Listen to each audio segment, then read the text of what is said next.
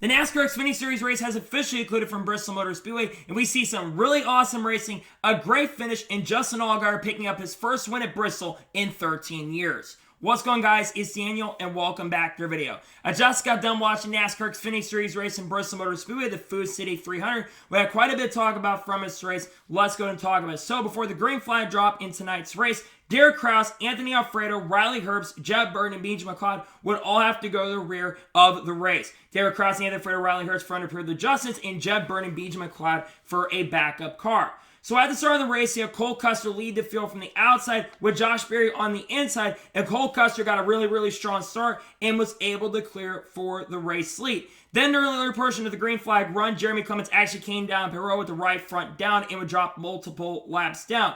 But Cole Custer would continue to dominate. He lapped up to 18th or 17th position, and he would come off the corner and dominate and win stage number 1. Then all lead lap cars would come down pit road, with Cole Custer winning the race off of pit road. And then on the restart, Cole Custer lead the field from the outside with Justin Allgaier on the inside, and we saw Cole Custer get a really strong restart. Meanwhile, on the restart as well, you had Justin Allgaier and Brandon Jones with contact coming off of turn number 2, I believe it was. They were basically battling for second at the time, but they were able to continue going. Brandon Jones still had that tire rub for a few laps, but Nelly, that tire rub went away, and it didn't matter. But eventually, Justin Allgaier's car really started coming in the early run and was able to pass Cole Custer for the race lead. As the run continued on, Justin Allgaier had a pretty big lead over Cole Custer, but the racing behind him was really good. And then about halfway through the race, Parker Clearman, unfortunately, was having a really strong run in the race, went to the garage due to a wheel bearing issue. The wheel bearing had caught on fire, unfortunately, and this took Parker Clearman out of contention, unfortunately, ended up finishing in 13th place. Then a few laps later, the first caution for incident will come out for Joe Graf Jr., who got spun by Connor Mosack going into turn number 2. I have no idea what Connor Mosack was doing. I think they was trying to stay on the lead lap, and also Joe Graf, I think, was trying to stay on the lead lap as well. And Connor just made another mistake. It seems like every week this guy is making some sort of mistakes on the racetrack. It's unacceptable, in my opinion, to be making mistakes like this. I know it's Bristol. It's tough to pass, but you got to be extremely patient. And unfortunate for Joe Graf, who was having a pretty solid run.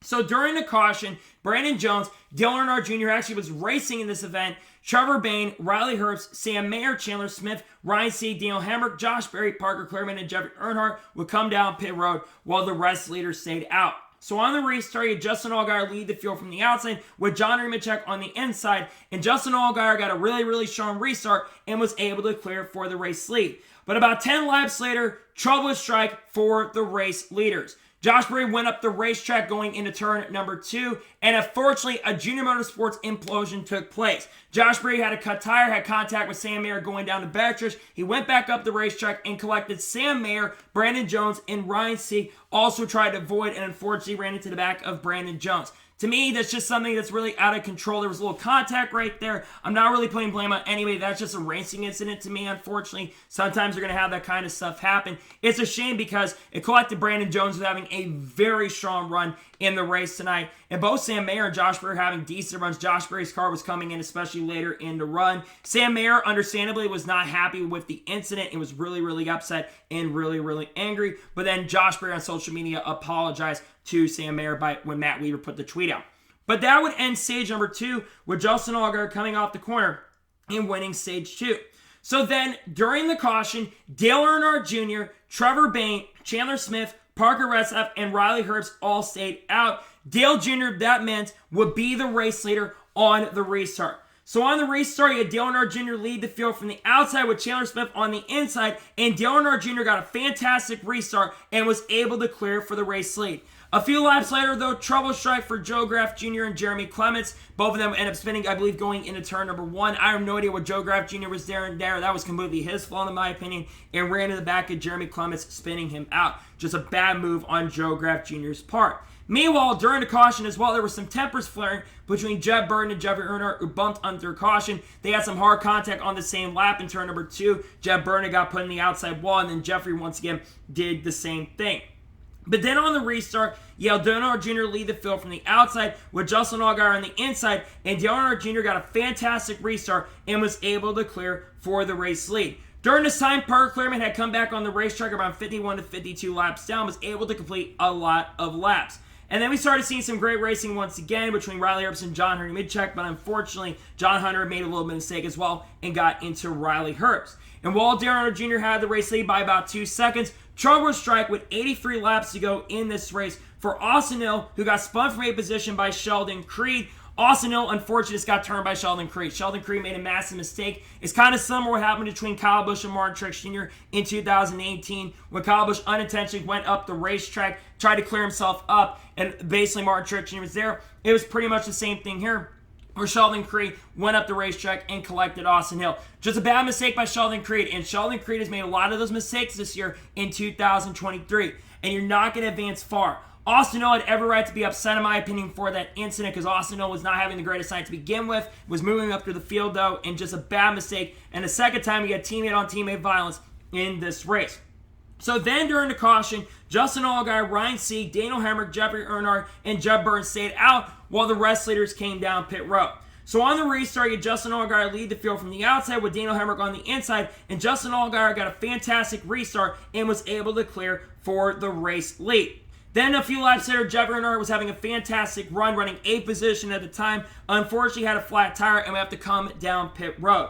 But then with 53 laps to go with the final caution, you had Dale Jr. closing on the leaders, but the final caution race will come out with 53 laps to go for Josh Blicky, who got spun for 18th position from some contact by Roger Carruth. Roger Carruth, not sure what he was doing there. He just came up the racetrack and unfortunately turned Josh Blicky. That's just a bad mistake for Roger. Had a great night in the truck race last night. Just really unfortunate there. So then during this caution, Justin Allgaier, Jeb Burton, and Parker Retzlaff came in while everyone else stayed out. I thought at this point that this race over Justin Allgaier, because Justin Allgaier was going to be ready starting 15th or 16th, and while tires definitely matter in this race, it was very, very difficult to pass.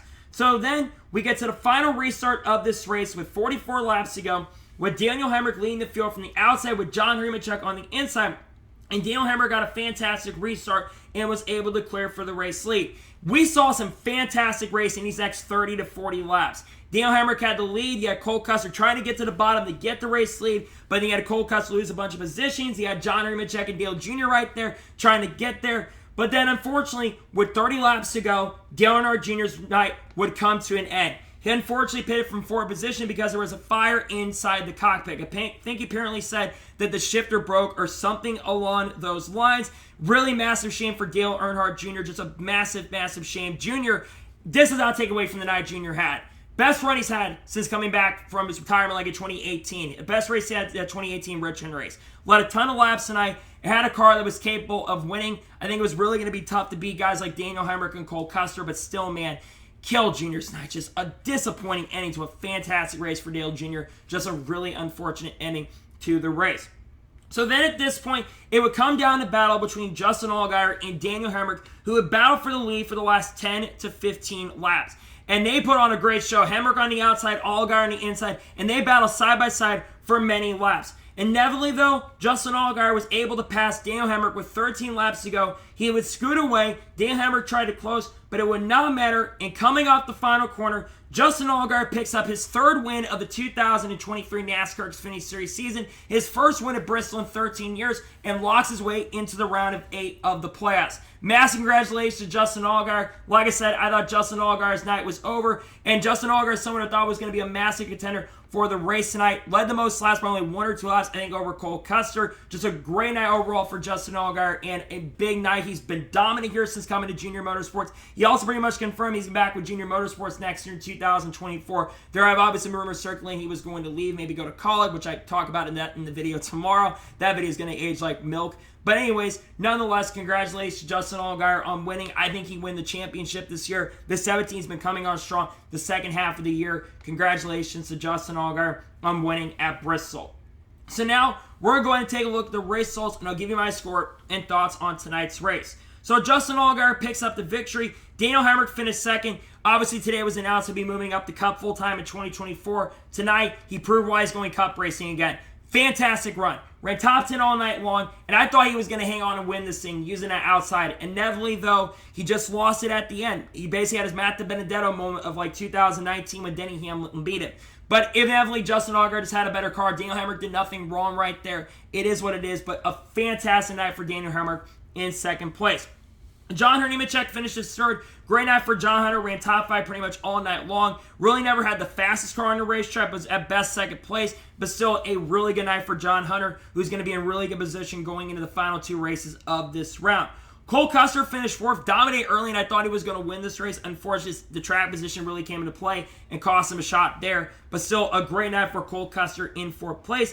And Chandler Smith finished his 5th. Great confidence booster. He has not had a lot of good runs. This is only his second top 5 in the last 20 races. He really needed a good run tonight, and he gets a very solid top 5 finish. Great run for Chandler Smith.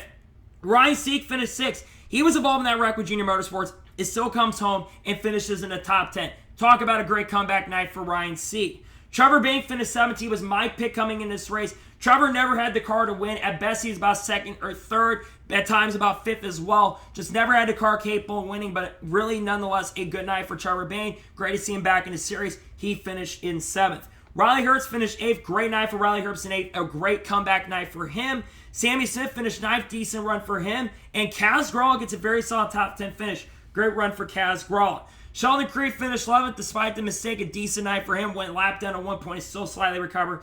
Get a top 15 finish. Derek Cross finished 12th. Had to start at the rear and slightly got up there and does get a very decent top 15 finish. Jeb Byrne finished 13th. Up and down night for him, but does recover to finish in the top 15.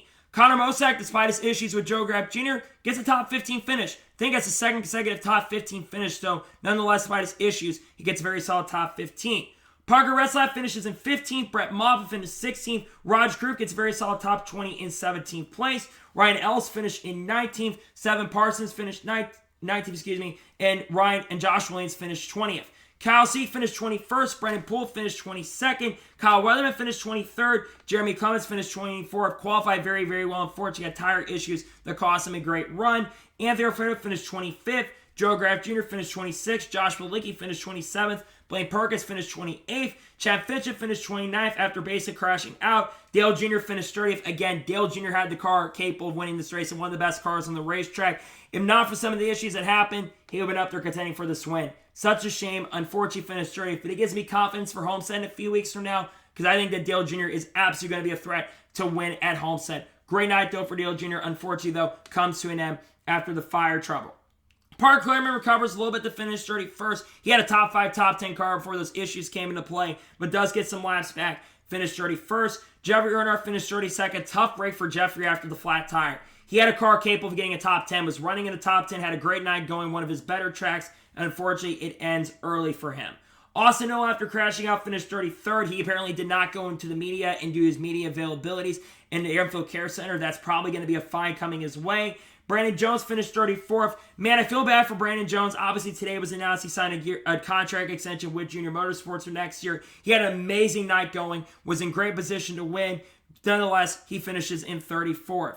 Sam Mayer finished 35th. Josh Berry finished 36th. BJ McLeod finished 37th. And Timmy Hill finishes last in 38th place. So now, let's talk about the overall race as a whole, and I'll give you my score and thoughts on tonight's race. This race was absolutely outstanding. Sure, the opening part was a little bit iffy, but the racing behind the leader was absolutely incredible. And then you had a ton of moments, especially in stage 3, where it's absolutely incredible. And that 20-30 lap stretch where you had just like Cole Custer, Justin Allgaier up there, Dale Jr., John Hunter, and Daniel Hemrick on that outside. That was fun and absolutely amazing. Sure, the ending was a little bit but it took basically until 13 laps to go, and Justin Allgaier just had the best car at the end. I thought tonight's race, though, nonetheless was great. I am giving tonight's NASCAR Xfinity Series race review, I'm giving this race a 9.5 out of 10. I can't give it a perfect score, but it was absolutely near picture perfect. Probably would have been perfect if Dale Jr. had ended up winning the race, but still a very exciting NASCAR Xfinity Series race, and it gets me excited for tomorrow night. I really enjoyed the race. 9.5 out of 10 is my score. Speaking of the Cup race, that race has moved up an hour. It will be starting at 5:35 Central Standard Time, 6:35 Eastern due to weather that's coming in. Hopefully the weather can hold off so we can get all 500 laps in and hopefully can put on a good race. So, that is going to be tonight's NASCAR Xfinity Series race review from Bristol Motor Speedway. I want to thank you guys for watching. Please like, subscribe to the channel, notifications on, so if I win a video, does go live on my channel. Follow me Twitter, Facebook, and Instagram, and support me on Patreon as well. Link description below that, and comment your thoughts below on tonight's race. What are your thoughts on tonight's race? Let me know below. Let me know your score in the comments below, and congratulate Justin Allgaier on picking up the victory. Let me know your thoughts in the comments below. Tomorrow on the channel, we're going to have a video talking about some drivers who could be potentially driving a 16 car in 2024, and also hopefully the NASCAR Cup Series race view from Bristol, pending the weather. And then Sunday, of course, there might be the 2025 silly season predictions, or of course, there will be the race review if the weather postpones the race. Got a lot of great content dropping the channel that I cannot wait to share with you all. So anyways, like I said, I want to thank you guys for watching tonight's episode, and I'll see you guys next time for more great, awesome NASCAR content and other motorsports content on the channel like this. Take care, everybody.